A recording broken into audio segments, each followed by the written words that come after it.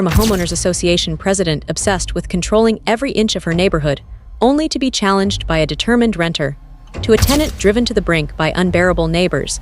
These are the tales of Karens who tried to impose their will and faced unexpected consequences. But first, let's begin with the story of Karen who thought she could tow my car from my own driveway, only to regret it.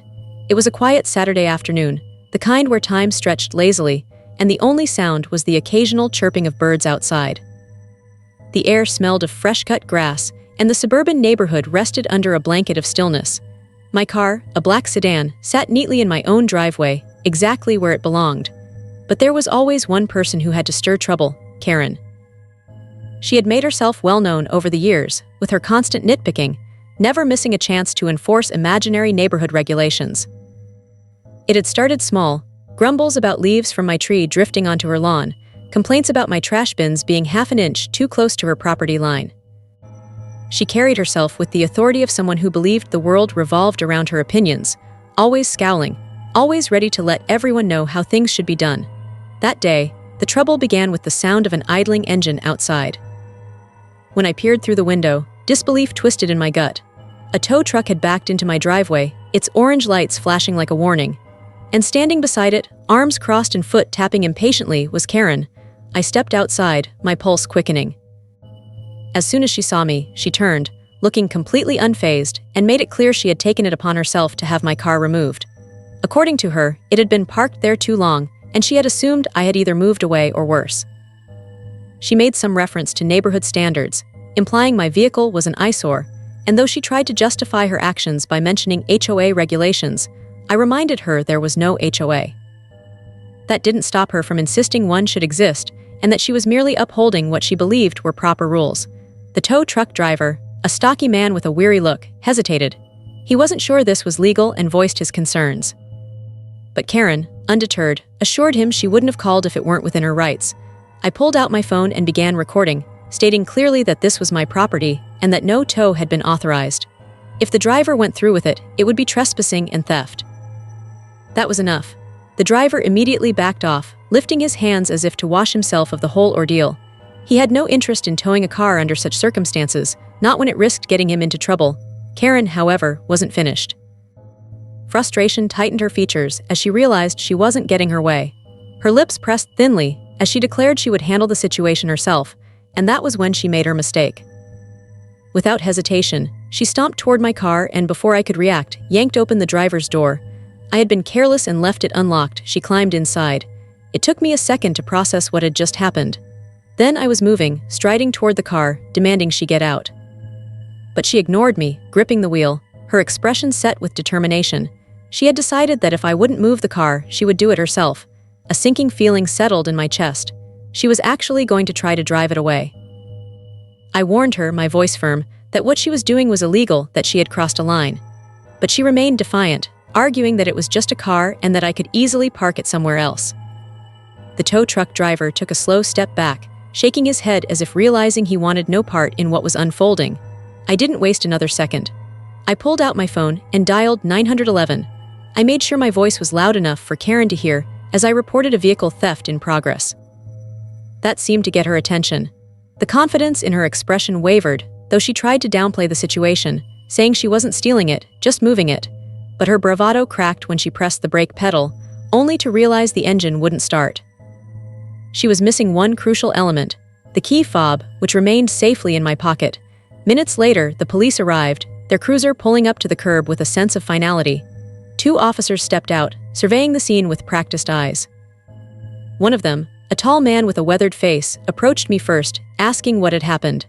I explained, gesturing toward my car, where Karen still sat like an entitled queen on her throne.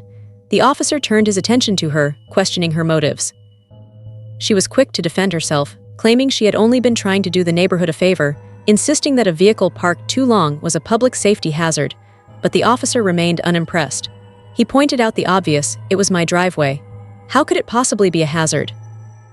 Karen doubled down, arguing that she was merely maintaining order. The second officer knocked on the car window and told her to step out.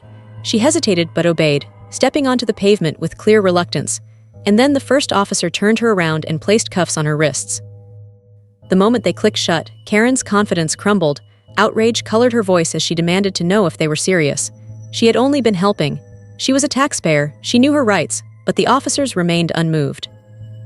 They listed the charges: trespassing, attempted vehicle theft, and interfering with private property. Her protests fell on deaf ears. As she was led to the cruiser, the tow truck driver let out a low whistle and muttered that he had seen some crazy things, but this one took the cake. I could only chuckle in response. Later, the officers assured me she would face multiple charges, explaining that this wasn't her first incident of harassing neighbors. This time, however, she had taken things too far. The days that followed were peaceful. Karen's absence was noticeable. The neighborhood felt lighter, the usual tension she carried with her no longer present. Word spread quickly, and soon enough, neighbors who had previously stayed out of her way began sharing their own stories, little grievances, past confrontations, all revealing the same pattern of behavior. When she finally returned, she no longer made eye contact with me. The complaints stopped. No more notes left on doors, no more unsolicited opinions about property values. She had learned her lesson, even if she would never admit it, and my car. It remained exactly where it belonged, safe in my own driveway, far from her reach. But not all power trips come with a title. Some come wrapped in HOA bylaws and a clipboard. For one tenant, a simple cookout turned into a clash with a HOA president who treated the building like her personal kingdom. But when rules are pushed too far, not everyone follows them without a fight. It was a dream come true. After years of saving every penny, skipping out on luxuries, and living in places that barely felt like home, I had finally made it. The apartment was everything I had hoped for: spacious, modern, and in a great neighborhood. But the best part, the part that made all the years of scrimping worth it, was the balcony. It was larger than most I had seen in other apartments, the kind of space that begged to be used. I pictured summer afternoons out there, a cold beer in one hand and a spatula in the other, tending to sizzling steaks while music played softly in the background. Even though I didn't have a backyard, this balcony would be my little outdoor haven. I had spent my first night there just sitting with my feet propped up, staring at the view, and imagining all the good times ahead. But what I didn't realize was that trouble was already on its way to my small balcony, and it didn't take long to arrive. On the very day I moved in, the Homeowners Association president stopped by. She introduced herself with a tight, rehearsed smile and handed me a thick stack of papers, explaining that they were the HOA's rules and regulations. She mentioned fire codes, noise levels, and even restrictions on the types of patio furniture allowed. It was a dizzying amount of rules for an apartment complex. I accepted the papers out of politeness, but I had no plans to join the HOA or follow their guidelines. After all, my unit was rented, not owned. I assumed their rules wouldn't apply to me. I had never been more wrong. The first Saturday after settling in, I finally decided it was time to break in my new grill. The weather was perfect: blue skies, a light breeze, and just the right amount of warmth in the air. I set everything up with excitement, ready to enjoy my first real meal at my new place. As soon as I placed the first patties on the grill, the satisfying sizzle filled the air. The aroma of cooking meat drifted upward, mixing with the scent of fresh air and charcoal.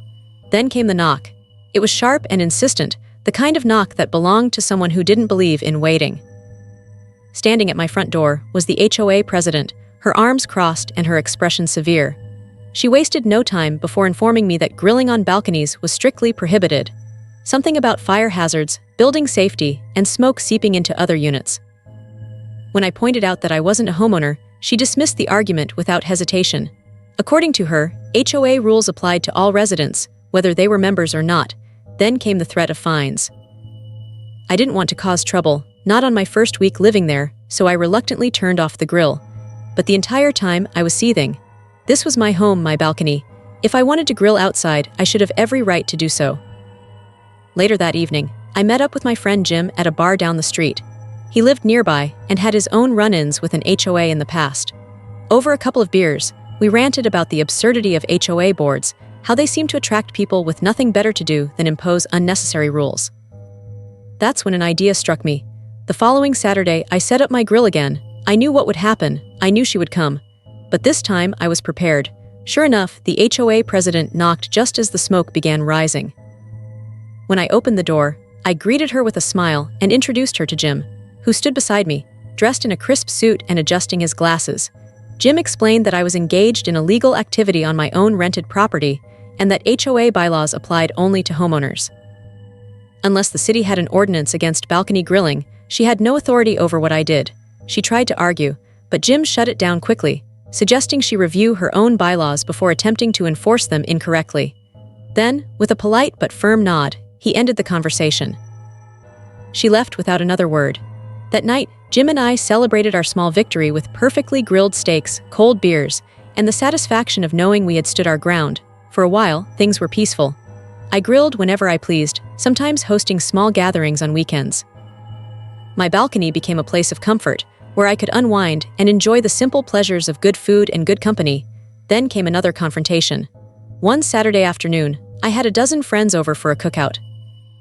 The music was playing, laughter filled the air, and the grill was loaded with ribs and burgers. It was the kind of day I had imagined when I first moved in, exactly what I had wanted. Then I heard shouting.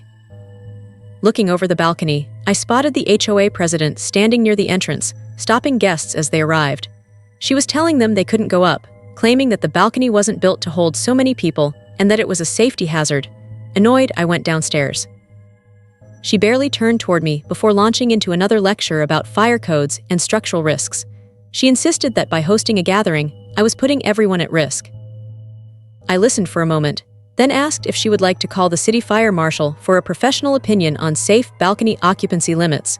The change in her expression was immediate. Her confidence wavered. She had been counting on me backing down, not pushing forward. Without another word, she stepped aside and left. I escorted my guests upstairs, where we ate, drank, and laughed, making sure to enjoy every minute of our barbecue. A few days later, a letter arrived from the property management company. They had reviewed the situation and confirmed that balcony grilling and social gatherings were perfectly fine as long as reasonable precautions were taken. The HOA's complaints had no merit. It felt like a personal victory.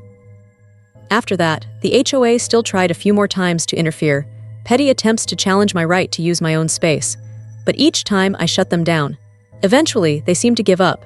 Now, every time I see the HOA president, I make sure to smile and wave from my balcony. Most of the time, I'm holding a cold beer in one hand and a perfectly grilled burger in the other. She, on the other hand, hurries past, avoiding eye contact. My balcony, my barbecue, my rules. But a power-hungry HOA is nothing compared to a neighbor who doesn't care whether you sleep or whether you're safe. For one couple, loud music and sleepless nights were just the beginning. When a smoke alarm kept going off next door, they thought it was just another nuisance. They had no idea they were about to step into something far worse. It was supposed to be another uneventful day in the apartment my fiancé and I had called home for 8 months. The place itself was great, spacious, well-lit, and comfortable for our work-from-home setup. If only it weren't for the neighbors who had moved in 4 months ago. Their schedule defied logic, with parties that kicked off at 4 in the morning and stretched into the afternoon. On the rare days they weren't hosting a full-blown event, their music blared at a volume that would have made even Helen Keller tell them to keep it down. My fiancé and I had learned to tolerate it, pressing on with work as best as we could. That morning, something new disrupted the usual chaos. A persistent beeping echoed through the apartment, faint at first but impossible to ignore after a few minutes. From my desk, I turned to my fiancé, who sat across from me, and asked if she could hear it too. She nodded, unsure where it was coming from. It didn't take long to realize the sound belonged to a smoke detector, and it was coming from the neighbor's unit. Curious but not overly concerned, I stepped into the hallway.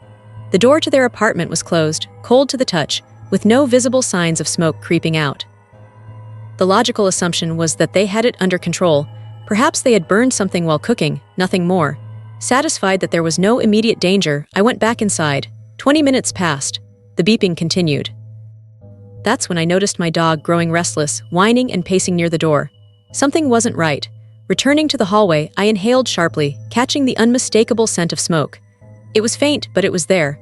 Without hesitation, I banged on their door. No answer. I hit it harder, the sound echoing through the corridor. Still nothing. A sinking feeling settled in my gut as I realized whoever was inside wasn't responding.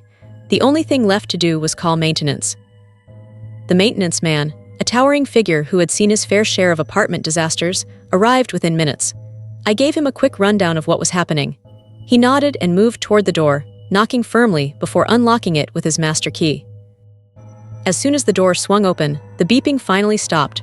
Relieved, I was about to head back to my own place when the maintenance man turned, his expression dark.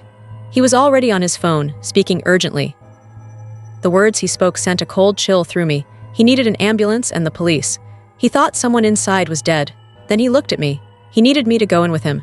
If the person inside was faking and became violent, he wanted backup. Every instinct screamed at me to decline. I wasn't a fighter. I had been in my fair share of scraps growing up, but facing an unpredictable person in a smoke-filled apartment was another level entirely. Yet there was no real choice. Someone could be in danger. Inside, the air was thick with the acrid stench of burnt food and chemicals. A blackened pot sat on the stove, covered in white foam, evidence that the maintenance man had already put out the fire. Smoke curled lazily toward the open windows, dispersing into the cold air, and there, sprawled on the floor, was one of my neighbors. He looked young, early 20s at most. His body was still, unmoving, as we hovered over him. The maintenance man crouched and shook his shoulder, calling out to him. There was no response. Minutes ticked by as we tried to wake him, but it was as if he were trapped in another world, unreachable. Frustrated, the maintenance man barked into his phone, demanding the ambulance arrive immediately. Then, something changed. The word police must have sliced through whatever fog clouded the unconscious man's mind. His body jerked as his eyes snapped open, wild and unfocused. Without warning, he lunged at the maintenance man, fists swinging. The attack was sloppy, fueled more by panic than coordination. The maintenance man barely flinched, dodging the blow with ease. Calmly, he told the young man that he had nearly burned the building down and should show some gratitude instead of throwing punches. The response was nothing but incoherent yelling, his voice rising and cracking with fury. When he demanded the maintenance man's name so he could report him, the request was granted without hesitation. But when he turned to me, expecting the same, the maintenance man shut him down, and that's when the knife appeared. A glint of metal flashed in his hand as he grabbed a kitchen knife from the counter. My breath caught in my throat as he started waving it, shouting threats that barely made sense. The maintenance man remained unimpressed. Without a hint of fear, he collected his keys and strolled toward the door, as if the knife meant nothing at all. The young man, who I now only thought of as fire starter, chased after him, still screaming. The door slammed behind them, their footsteps pounding down the stairs. I did the only reasonable thing. I retreated into my apartment, locked the door, and exhaled shakily. But just as I started to relax, a voice rang out in the hallway, loud and furious. Firestarter was outside my door. His threats were clearer now. He knew where I lived. He wasn't going to forget what happened. Seconds stretched into eternity before the sounds of his rage faded. Later, the police arrived. Giving my statement felt surreal, the weight of the situation sinking in as I recounted the details. The fire, the unconscious neighbor, the knife. Everything had happened so fast. The next morning, a patrol car idled outside the building, its presence a silent warning. Hours passed without a single sound from the neighbor's apartment. Days later, the silence remained unbroken. Then one afternoon, I noticed movement. Boxes being carried out, furniture disappearing. Firestarter was gone. A week later, a new couple moved in. Their arrival was quiet, their presence barely noticeable. Even as they unpacked, there wasn't a single disruptive sound. It was a welcome change. Looking back, there was one undeniable fact. Despite his threats, despite his fury, Firestarter owed me his life. If I hadn't investigated, if maintenance hadn't come when they did, he might never have woken up at all. But gratitude had never been part of his vocabulary, and that was fine. Because now, my apartment was finally peaceful again. Thanks for tagging along on this journey of drama and well-earned consequences for Karens. It's proof that no matter how hard people try to bend the rules, justice has a funny way of snapping back. Stick around for more unbelievable stories, unexpected turns, and those oh-so-satisfying endings. After all, every tale has a lesson and a little reckoning waiting to unfold.